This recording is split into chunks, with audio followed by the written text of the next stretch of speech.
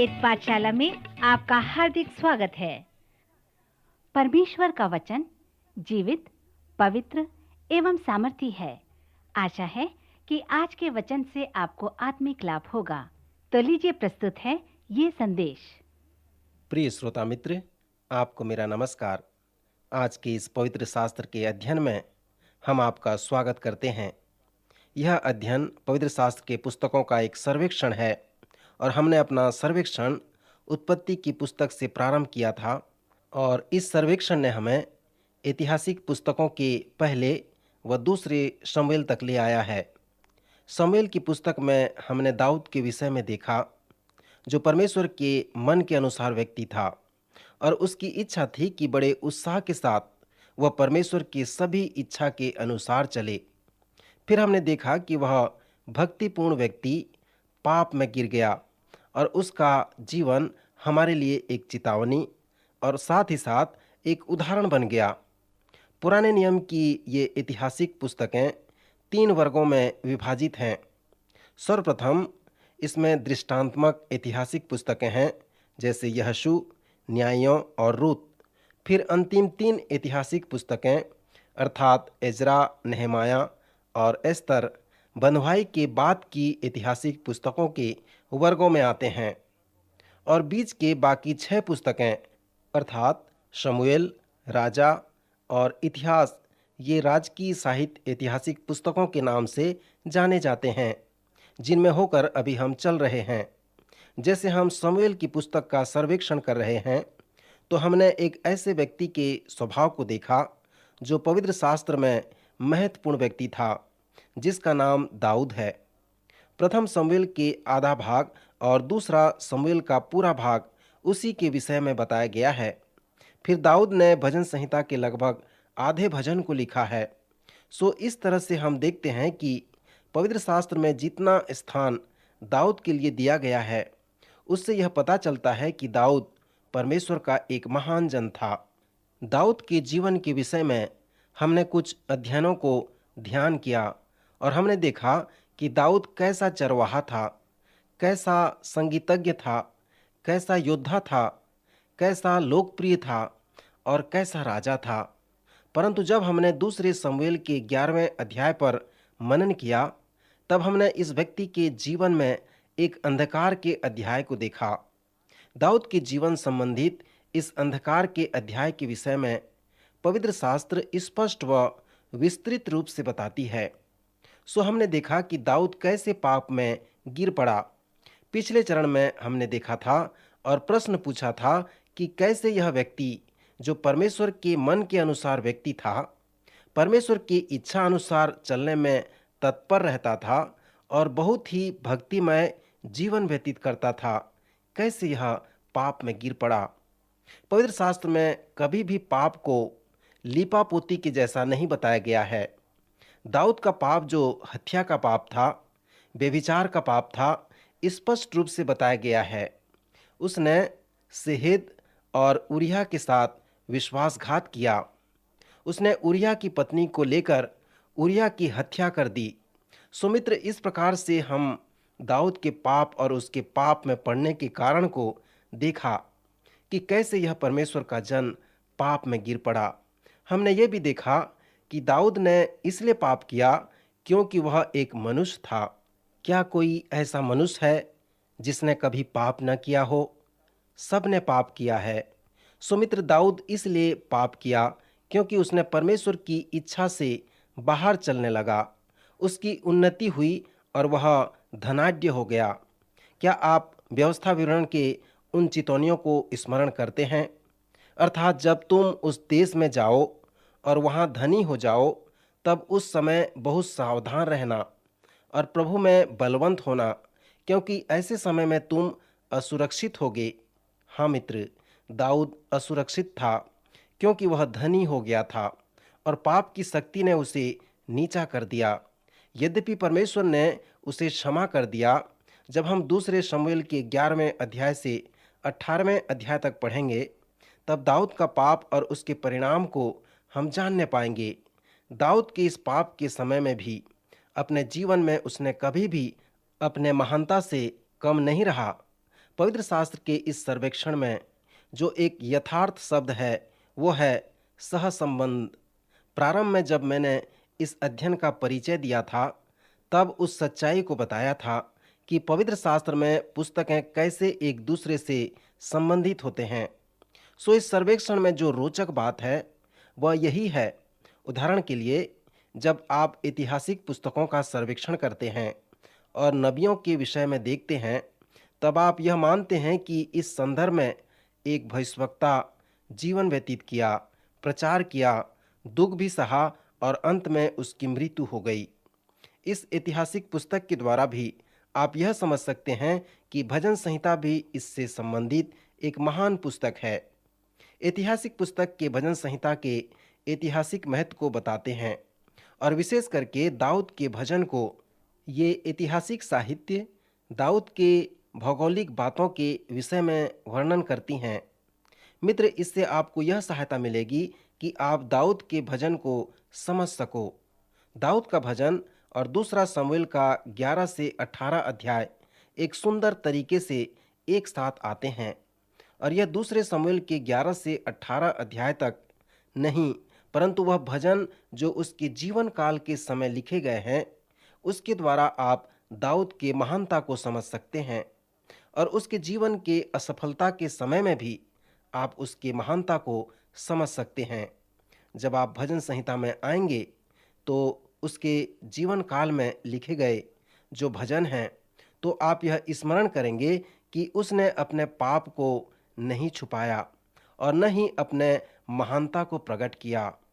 उदाहरण के लिए, भजन संहिता 55 उस समय लिखा गया जब दाऊद को यह वचन प्राप्त हुआ कि मेरा परम मित्र जिस पर मैंने भरोसा रखा और परामर्श करने वाला अहीतोपेल दाऊद के पुत्र अबशालोम को यह सलाह दिया कि वह यरूशलेम पर विजय प्राप्त करे और उस स्थान के कंगूरे पर तंबू खड़ा करे और सब इस्राएल के सामने अपने पिता के पत्नियों को भ्रष्ट कर डाले।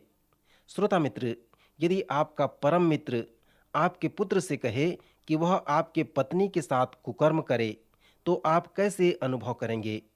सो ऐसी स्थिति में भजनकार दाऊद ने भजन 55 को लिखा। सो जब आप उसके पिछले बातों को जानकर भजन 55 को पढ़ेंगे तो आप इसे भली भांति समझ पाएंगे। और उसी प्रकार आप स्मरण करें कि दाऊद ने भजन 23 भी लिखा और उसने कहा, यहोवा मेरा चरवाहा है, मुझे कुछ घटी न होगी। वह मुझे सुखदाई झरने के पास ले चलता है। मेरा कटोरा उमड़ रहा है। यदि मैं घोर अंधकार से भरी हुई तराई में होकर चलूं तो भी हानि से न डरूंगा, क्योंकि तू मेरे साथ रहता है। श्रोता मित्र, यह व्यक्ति जिसने भजन 23 को लिखा ऐसे ही किसी स्थान पर बैठकर उन भेड़ों को चराते हुए अपना जीवन व्यतीत नहीं किया, और वह ऐसा व्यक्ति है जिसके पास समस्या न हो। दाऊद के पास बड़ी बड़ी और भयंकर समस्याएं थी। भजन 55 में दाऊद हमसे अपने भावात्मक आवेश में बताया है और कहता है, मेरा मन भीतर ही भीतर संकट में है। भय और कंपकपी ने मुझे पकड़ लिया है। और वह अपने जीवन के संकट और भय के मध्य भी कहता है, अपनी सारी चिंता यहोवा पर डाल दे, वह तुझे संभालेगा। मैं तो परमेश्वर को पुकारूंगा, सांझ को, भोर को, दोपहर को, तीनों पहर मैं दुहाई दूंगा और कराहता रहूंगा, और मुझे निश्चय है कि वह मेरा शब्द सुन लेगा। इसलिए अपनी सारी चिंता उस पर डाल दो, चाहे वह कैसी भी हो, वह तुम्हें संभालेगा। मेरे मित्र, इससे दाऊद का महानता पता चलता है। दाऊद ने यह भी कहा, जो मेरी नाम धराई करता है वह शत्रु नहीं था, नहीं तो मैं उसको सह लेता, परंतु वह तो तू ही था जो मेरी बराबरी का मनुष्य था, मेरा परम मित्र और मेरी जान पहचान का था। हम दोनों आपस में कैसी मीठी मीठी बातें करते थे। हम भीड़ के साथ परमेश्वर के भवन को जाते थे। अहीतोपेल दाऊद के पिता जैसा था, परंतु जब दाऊद को यह पता चला कि वह उस व्यक्ति द्वारा विश्वासघात किया गया है, तभी उसने इस भजन 55 को लिखा था। जब दाऊद यरूशलेम से भाग रहा था उसने भजन 3 को लिखकर कहा, हे यहोवा, मेरे सताने वाले कितने बढ़ गए हैं, वे जो मेरे विरुद्ध उठते हैं बहुत हैं। बहुत से मेरे प्राण के विषय में कहते हैं कि उसका बचाव परमेश्वर की ओर से नहीं हो सकता। जब दाऊद के ऊपर पत्थर फेंका जा रहा था, तब उसने कहा, हे परमेश्वर यहोवा, तू तो मेरे चारों ओर मेरी ढाल है। तू मेरी महिमा और मेरे मस्तक का ऊंचा करने वाला है, क्योंकि मैं जानता हूं कि पिछले समय मैंने यहोवा को पुकारा और उसने मुझे सब संकटों से छुड़ा लिया। जब उसने अपने पिछले समय को देखा तो उसे यहोवा पर निश्चय हो गया, उसका विश्वास उस पर बढ़ गया और उसने यहोवा पर भरोसा रखा। भजन 4 में भी दाऊद अपने जीवन के समय के विषय में कहता है जो उसमें ठीक बैठता है।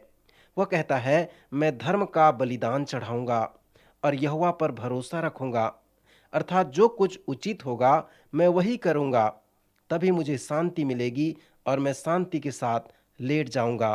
फिर भजन 23 3 पद में दाऊद कहता है, वह मेरे जी में जी ले आता है, धर्म के मार्गों में वह अपने नाम के निमित्त मेरी अगुवाई करता है। जब यहोवा हमें हरी हरी चराइयों में बैठाता है तो इसमें सच्चाई यह है कि हम उसकी भेड़ें हैं और वो हमारा चरवाहा है। सो इस प्रकार वह हमारा एक अच्छा चरवाहा बनकर हमारे जी में जी ले आता है, हमारा उद्धार करता है। जब आप धर्म के मार्ग में कुछ वर्षों से चलते हैं तो वह धर्म का मार्ग ही आपके जीवन में जी ले आएगा, और यही बात हम दाऊद के जीवन में होते हुए देखते हैं। इसलिए उसने ये भी कहा कि मैं सभी उचित कार्य करूंगा, धर्म का बलिदान चढ़ाऊंगा और उस परमेश्वर पर भरोसा रखूंगा। सो दाऊद अपने आप को परमेश्वर के हाथ सौंप देता है और कहता है, मैं धर्म के मार्ग में चला करूंगा। सो कई वर्ष तक उस मार्ग में चलने के पश्चात उसने उसमें अनुभव प्राप्त किया और सभी भले कार्य करने के लिए उसने परमेश्वर से अनुग्रह प्राप्त किया और परमेश्वर ने उसके जी में जी ले आया। दाऊद 40 वर्ष तक राजा रहा और पाप में पड़ने के पहले वह 16 वर्ष तक राज्य करता रहा, और पाप करने के पश्चात जब वह धर्म के मार्ग में चलने लगा तब परमेश्वर ने उसके जी में जी ले आया और फिर से परमेश्वर ने उसे सिंहासन में बैठाया। सो इस प्रकार 24 वर्ष तक वह इस्राएल का एक अच्छे राजा के रूप में जाना गया। जब दाऊद अपने आप का समर्पण कर दिया और धर्म के मार्ग में चलने लगा, अर्थात अपने पापों को मानकर उसने मन फिराया, तो परमेश्वर ने उसके पापों को क्षमा कर दिया। श्रोता, आप भी जब तक अपने पापों से पश्चाताप नहीं कर लेते तब तक आप क्षमा के आनंद और आशीष का अनुभव नहीं प्राप्त कर सकते। ध्यान करें कि पवित्र शास्त्र में परमेश्वर का महान जन कैसे आत्मिक अनुभव प्राप्त किया। उसके अनुभव का वर्णन अलग अलग प्रकार का था और महान था, परंतु उनके अनुभव के परिणाम समान थे। इसलिए दाऊद भजन 32 में हमें अपने पाप से पश्चाताप और मन फिराव के परिणाम को बताता है। दाऊद ने इस प्रकार कहा, क्या ही धन्य है वह जिसका अपराध क्षमा किया गया और जिसका पाप ढांपा गया हो। क्या ही धन्य है वह मनुष्य जिसके अधर्म का यहोवा लेखा न ले। जब मैं चुप रहा तब दिन भर कहरते कहरते मेरी हड्डियां पिघल गईं, क्योंकि रात दिन मैं तेरे हाथ के नीचे दबा रहा और मेरी तरावट धूपकाल की सी झुर्राहट बनती गई।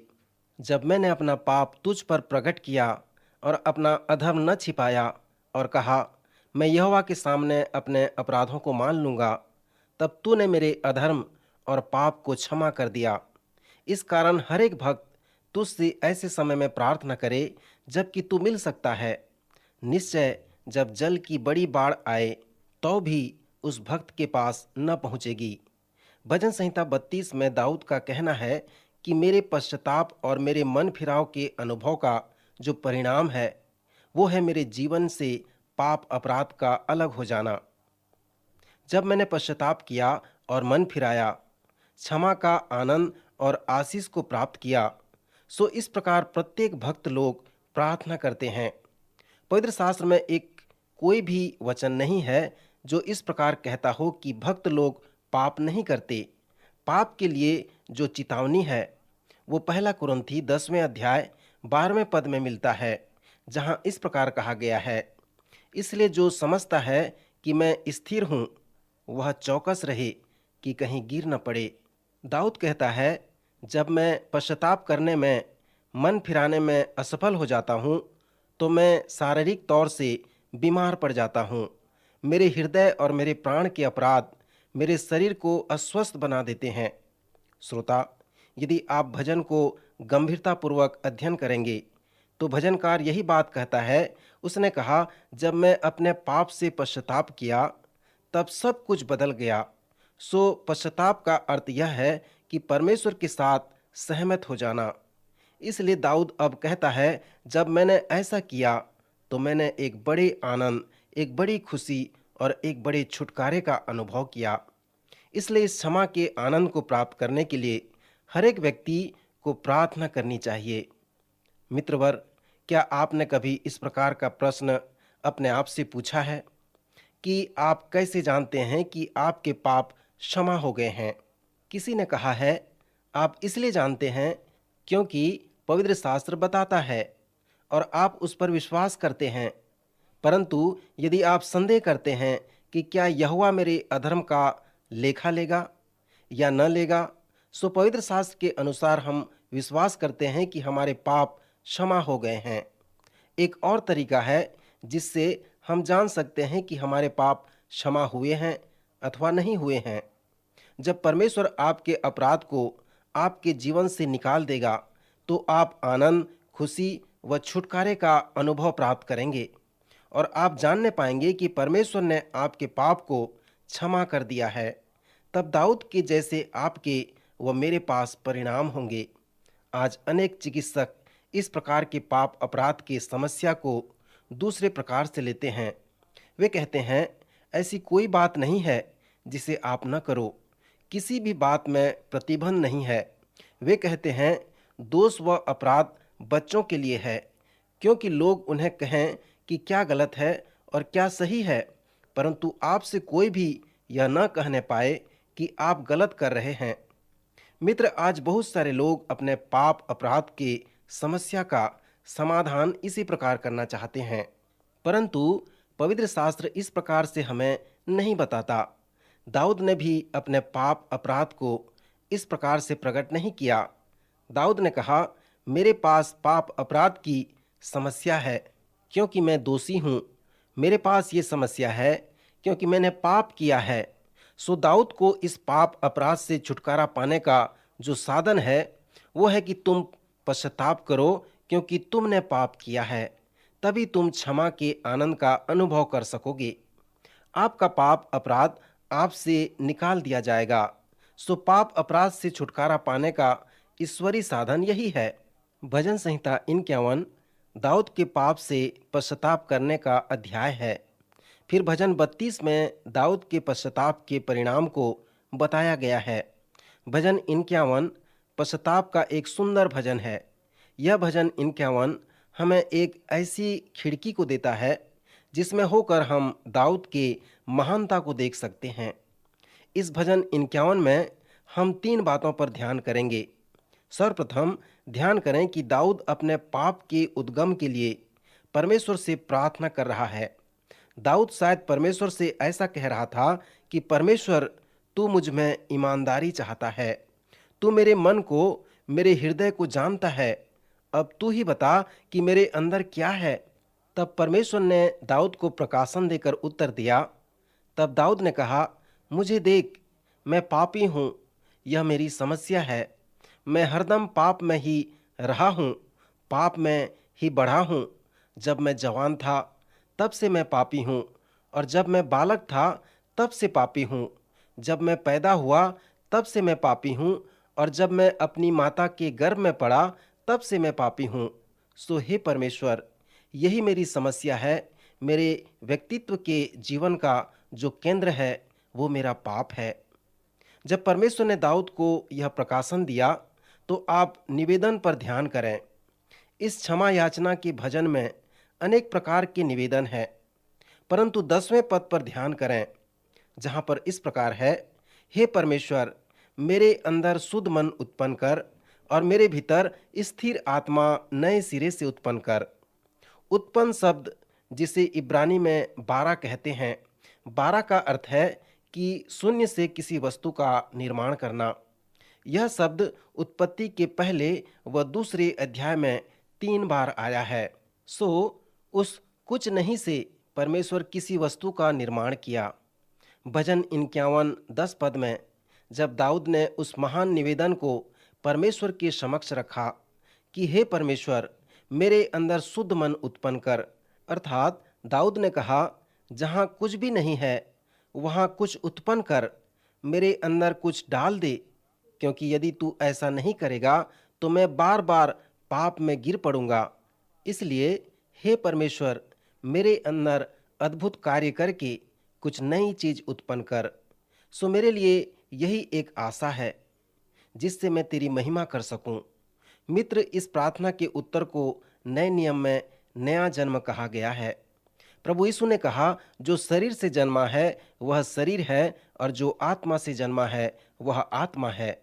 अचंभा न कर कि मैं तुझसे कहा कि तुम्हें नए सिरे से जन्म लेना अवश्य है।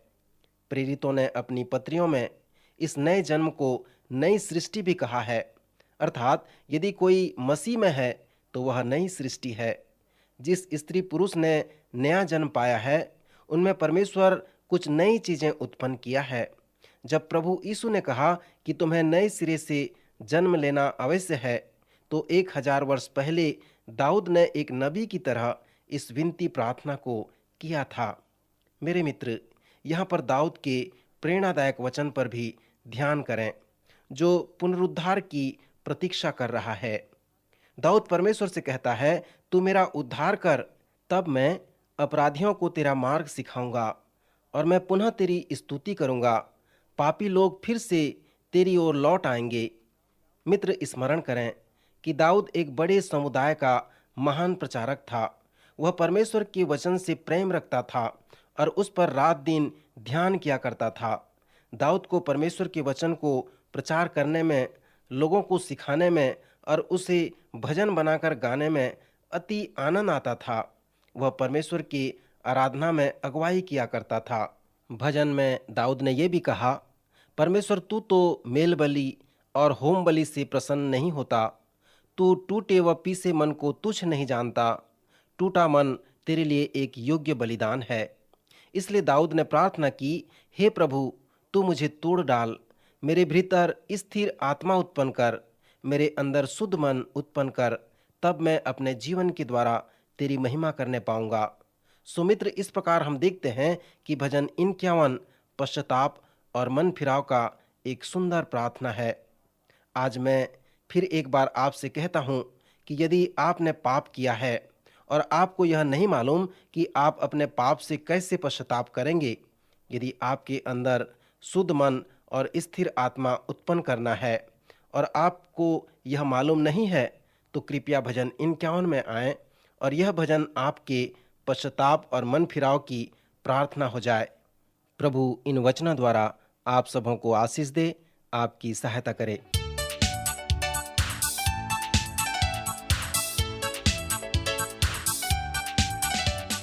प्रिय श्रोताओ, अभी आप सुन रहे थे हमारा ये कार्यक्रम वेद पाठशाला।